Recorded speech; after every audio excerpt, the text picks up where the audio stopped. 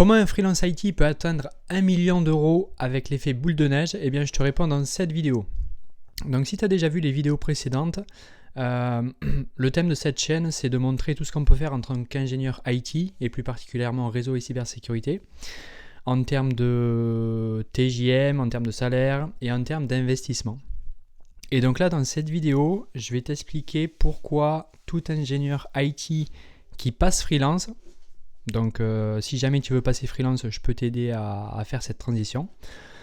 Donc tout ingénieur IT qui se lance en freelance et qui facture un certain TJM, s'il est très patient, il va pouvoir atteindre 1 million d'euros de patrimoine. Et c'est tout simplement mathématique. Donc là, si tu vois à l'écran, on va partir d'une hypothèse de départ. Donc on dit qu'on est freelance IT, moi typiquement je suis en réseau et cybersécurité.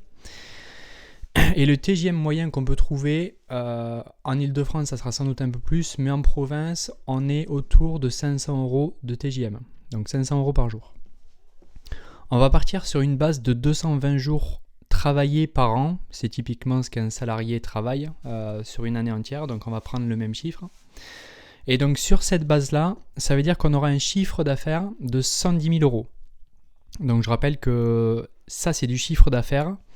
Comme il n'y a pas de produit dans l'histoire, on échange juste notre temps contre de l'argent. Donc le chiffre d'affaires ou le bénéfice, la marge brute est quasiment à 100%, moins quelques charges. Donc on part sur un chiffre d'affaires de 110 000 euros.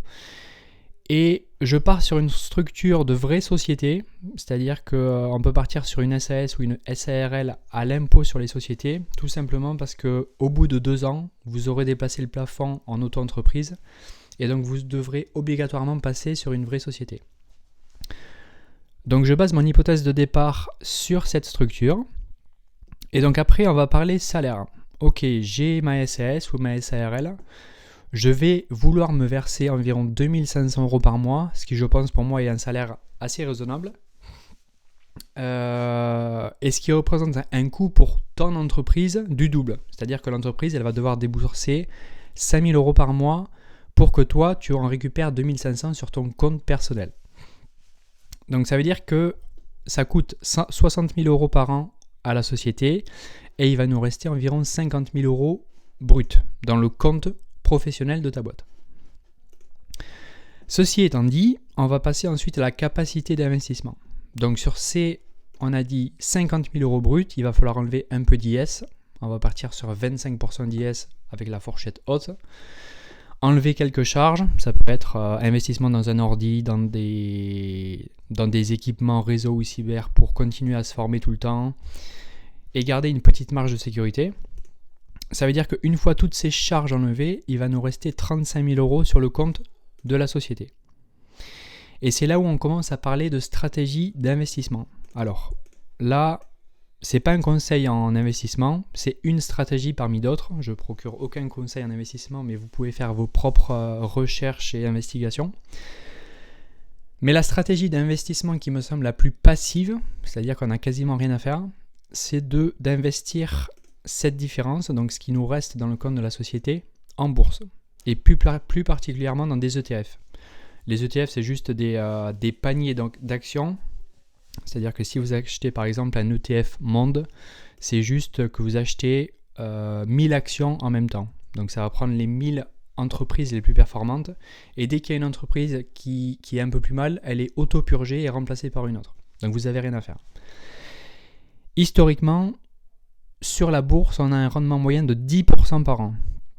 Et là, vous allez me dire, oui, mais il se peut qu'il y ait des crashs, il se peut qu'il y ait des crises. Oui, c'est vrai, il y a eu la crise de 2008, 2009, il y a eu la crise du Covid, il y a eu la crise de l'Ukraine, et il y aura toujours des crises. Mais globalement, historiquement, même s'il y a ces crises, on est toujours sur un rendement de 10% par an, ce qui est quand même énorme. Et c'est à ce moment-là que je vais vous parler de la calculatrice d'intérêt composé, donc de Finari. Donc là, je vais bouger ma caméra, je vais la mettre un peu à gauche. Tac. Donc là sur mon site à gauche, on est sur Finari. Finari, c'est un outil en ligne, ou plutôt une entreprise française qui permet de gérer toutes ses dépenses, de visualiser toutes ses dépenses et de visualiser tous ses investissements dans une même console. L'avantage de Finari, c'est que ça va pouvoir vous indiquer tous les frais importants que vous avez sur vos investissements de manière à les réduire et d'augmenter votre rentabilité globale. Les intérêts composés, c'est quoi? C'est-à-dire que si vous investissez 100 euros sur un an, ils vont vous rapporter 10% en moyenne, donc 10 euros.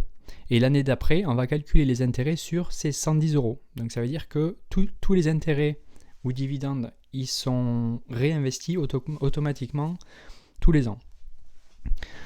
Donc là, on revient à notre hypothèse de départ où on a 35 000 euros par an à investir. 35 000 euros par an. 35 000 divisé par 12, ça fait 2900. Ça veut dire qu'on a 2900 euros par mois à investir à partir du compte de la société. Donc là, on va dire qu'on a un capital de départ de 0 parce que vous allez partir de 0. Si vous avez un capital initial, tant mieux, ce sera toujours du plus. Et donc là, on va dire que vous allez avoir une épargne mensuelle de 2900 euros sur un horizon de placement qui est long et on va prendre 15 ans. La bourse, la crypto, les investissements IMO, c'est que de l'horizon long terme. Donc si on vous dit que vous allez être millionnaire du jour au lendemain, c'est pas possible. Il faut toujours voir des longs horizons de placement, donc 5 ans, 10 ans, 15 ans, 20 ans et plus. Le plus on reste, le plus on gagne, et surtout avec les intérêts composés.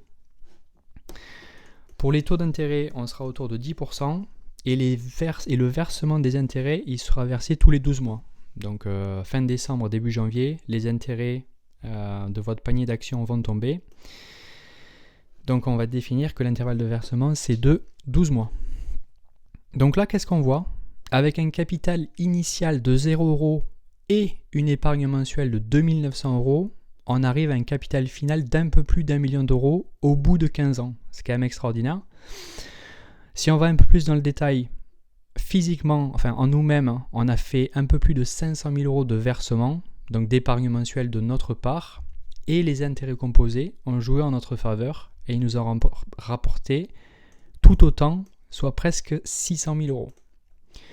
Donc là, c'est la courbe couleur or, on va dire.